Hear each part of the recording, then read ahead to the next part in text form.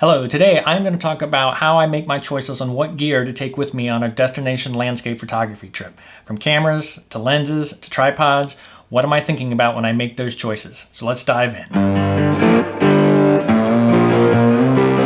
So when planning on what gear to take on an upcoming trip, it's helpful to know how far you're traveling, how much is weight and size of equipment matter. When you get to your destination, is landscape photography one of the primary purposes, or at least an important purpose of the trip? Or is it just sort of secondary? Those types of things are helpful to get me into the camp of whether I'm making a decision on, am I taking my compact travel camera setup, which I've talked about in past videos, or am I going to take my larger gear, my more quality lenses and camera, so that I am sure to bring back photos that are portfolio worthy. So this particular trip is about a 4.5 hour plane flight to the southwestern US. While landscape photography is not the primary purpose, it certainly plays an important role in this trip. And so for this trip, I do plan on taking my higher end equipment. So we're going to dive into the camera body choice. We're going to dive into my lens choices, because there are several choices of lenses I could go with, and I've got to value quality versus weight, the travel time, distance, what I can fit in a bag on the plane. We're going to talk about tripods, what kind of tripods I take. We're going to talk a little bit about some of the extras I take to help me, back up the photos I get while I'm out there, keep my camera in tip-top shape and everything like that. So let's dive in with the camera. So for the camera I'm taking on this trip, I am a Nikon shooter, so I have my choice of taking a D750, a DSLR, or a newer mirrorless like a Z6 II with me on this trip. For this trip, I am going mirrorless. It's what I predominantly shoot these days anyways. So we will be taking the Nikon Z6 II on this trip. Right here, got the L bracket on there like always. This will be the camera that goes with me. It's a nice quality camera, easy to use. It'll get me the pictures that are good, and being mirrorless, it is a little smaller than my DSLR body. It makes it a little easier to fit in the pack by a little bit. So it's a good choice for travel, that space savings that you get from mirrorless. So this is the camera I will be taking. I am only taking one body, and that is only because I used to live out in the area we're going for many years. So I have some friends back there still. And if something were to happen to my body, I already have an arrangement with him to borrow one of his, which would also be a Z6 II. Otherwise, I would be taking a spare body as well, whether it be a D750, another Z6 II, or a Z6 or something. I think if you're traveling that far, it's important to think about that plan. And your backup plan could be you're going to rent something if something happens to your main one, buy a new camera, or, anything like that. But in this particular case, I'm only taking one body, but I have a plan for if something were to happen to this body, either en route or while I'm out there, I've got a friend that is willing to loan me a body to use while I'm out there. So next we dive into lens selection. And the biggest choice for me here is, was I going to bring my 70-200 2.8 and 24-70 2.8, or was I going to lean more towards my Z series of lenses? And in this particular case, because of the distance traveled, me trying to get my things down to a compact size, and coupled with needing to bring some of the video equipment for the vlog, I need to keep my equipment footprint size pretty small. So I am going with all Z series lenses, and I'm bringing 3. And I'm going to start with the Z series 14-30 wide angle lens. I use this particular lens locally, love it, great wide angle lens, not a lot of compromise on anything, with this particular lens. So it's a strong choice. It was pretty much coming no matter what. So when it comes to the 24-70, I am going to go with the 24-70 f4 lens. It's a strong performer. For landscape photography, I'm not too worried about not being able to go to 2.8, since I'll be higher up into, 5.6, 8, f11 more often anyways. The optics on this lens are just fine for that. It's small, it's compact, native Z series lens. So I'll be taking this for sort of a mid-range, just to have it. And then on the telephoto size, I'm making the choice to go with the 24-200 Nikon lens. Now this is a variable aperture lens, f4 to 6.3, and it actually hits to 6.3 pretty quick. I think, almost around by 70 millimeters, you're already at in an aperture 6.3. With the landscape photography, I'm not too concerned about that. And the trade-off I'm making is, I could take this, but this is a 70-200 2.8, and obviously large size and weight difference. And so this is a decision that I'm making primarily based on that size and weight difference. The optics on this 70-200 2.8 are awesome. They're great. But because I am concerned about being able to fit enough in my pack and not have too much weight, I'm going with the 24-200. This should prove to be a very versatile lens. It covers a lot of ranges. And you may be wondering why the overlap between the 24-200, why am I bringing the 24-70? And a lot of that is because this lens gets a little soft in the corners down around the 24-26 millimeter range. This is a newer lens to me, so I'm still sort of figuring out exactly where my safe zoom levels are on it to avoid too soft of a corner. So if I am finding myself wanting to shoot in that 24-30, 35, that's why I'm bringing this lens as well, because it'll be a little sharper down there. But I like, as you've seen from other videos, I do like zoomed in photos. I think you can get some interesting compositions. So therefore, the 24-200 is coming with me. I think the trade-off of being f4 to 6.3 is going to be worth it given its weight and size. It just fits in the pack so nicely. So those are the three lenses I'm taking. Gives me good coverage across everything from 14 millimeters all the way up to 200. I mean, just look at that. That is just such a compact size. It's really a great kit. So really excited. I think this is going to be a good choice from the lens setup side.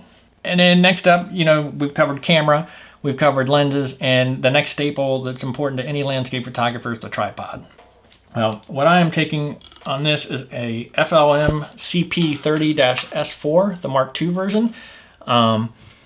It is a carbon fiber tripod, no center column, which is sort of new to me. I usually shoot on something that has a center column. This is my first tripod I'm going without, so I'll be providing a review on this in the coming weeks, and we'll see how I think about that center column piece. But this is a affordable tripod, but still quality, lightweight, fits in my pack well, and again, a weight consideration is a key factor in this. I normally use a Feisel tripod, but with more hiking and everything like that, I'm sort of trying to make the switch over to this FLM tripod. So we're going to see how this guy does out there. I used him locally quite a bit, and it's been a great little tripod. And I'm looking forward to using it out in the Southwest. So we'll see how that goes. Like I said, I'll be doing a review on this later. And of course, you've got to have a tripod head on top of your tripod legs. In this case, I'm going with the Surrey K30X, just a ball head. It's got the level on it. It's got the tension adjustments. Just a nice, simple ball head. It's not super fancy, but it's reliable. It's been working out really well so far. So that's the ball head that will be doing it. We're going to get into how I pack this gear to fly on another video. Okay, and then of course I do take some filters with me on these trips. My mainstays are a circular polarizer filter. Right here, this is a Nissi. That's a 82 millimeter thread. We'll get in a little bit more on that in just a minute. But this is my circular polarizer in the event I need it. I of course take an ND filter. This is a Breakthrough Photography ND filter, ND6. So this will be coming with me. Also an 82 millimeter. And then just because my lenses have different filter thread sizes, I do pack step-up rings to get me from the smaller filter size up to the larger 82 millimeter I have. So I have two step-up rings, one for each of the lenses that need it. So this will let me take the larger filter and adapt it to one of the threads. Helps keep the load small and everything like that.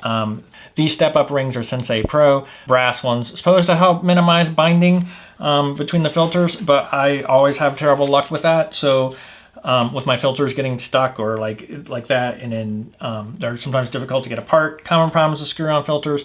So I do actually throw filter wrenches inside my pack, which let me get a nice grip on the filter to get them free. It just happens often enough that it was worth getting some filter wrenches. So that's my filter situation for the lenses, and that's pretty versatile and gets me through. And of course, take a cleaning kit, especially in the Southwest, things can get dirty and dusty. So, you know, we've talked about these filter kits before on my 5 gift ideas for photographers. It comes with a blower, lens cleaning kit, several microfiber cloths, some lens wipes here. So several tools so that if things do get a little dusty or dirty, or if the wind's picked up, I've got several tools that out in the field I can clean my lens off and go from there. So I do carry that in the pack just to keep things clean. Do take a neck strap. Use Peak Designs. I like their latching system. If you're not familiar with Peak Designs, they've got these little clips like that, and then you attach these to your camera, and these just make it super easy to go from using a strap to not using a strap. Obviously, when you're on a tripod, I take my straps off because the wind can catch them, and it can introduce some shake. So it's super nice to be able to have a strap if you want to easily use it if you're just walking around with the camera. But then if you're going to set up and do, you know, longer exposure or tripod work, they're super easy to pop off and, you know, not risk any kind of camera shake on the tripod. So I do use Peak Design straps for that. And as has made an appearance in videos before, my multi-tool. For this trip, I actually take the small one. I don't want to deal with knives on airplanes. I know it can go in the checked luggage, but it's not worth the hassle to me. So this will have the Allen keys or anything like that I would happen to need. So it just goes in the bag and it's good to go. Of course, battery chargers. You know, for when you're out there, make sure you have a battery charger. I do take spare battery. I take the SD cards, take multiple SD cards. So when you're on the road and traveling, backups are still important for your photos because you spend some time and money to get to the place you're going. You'd hate to lose them due to either lost bag, crushed camera, stolen camera, or anything like that. So there's a couple of ways I handle backups. One, the camera I shoot with has dual card slots, so I can always take the second card out and keep it with me personally so that if something were to happen to my camera bag or anything like that, I still have a copy of the card with me. On longer trips when I might need more storage or even an additional redundant level of backups just because I might be gone for you know, several days to a week. So in those cases, I will make sure I have an external hard drive. This is a SanDisk Extreme Pro, 2 terabytes, so I can copy photos to this. This is super small. It can fit in a pocket. It can go in, you know, different places, but essentially lets me have a copy of the photos in multiple locations so that if something were to happen, it probably won't happen to both locations. So external hard drives are important, especially on trips that might be more than a couple days. So I always take one of these with me. Finally, power bank, just in case I happen to need some extra power for something. A lot of this is more for charging my phone on the plane than anything, but I take it with me just to have.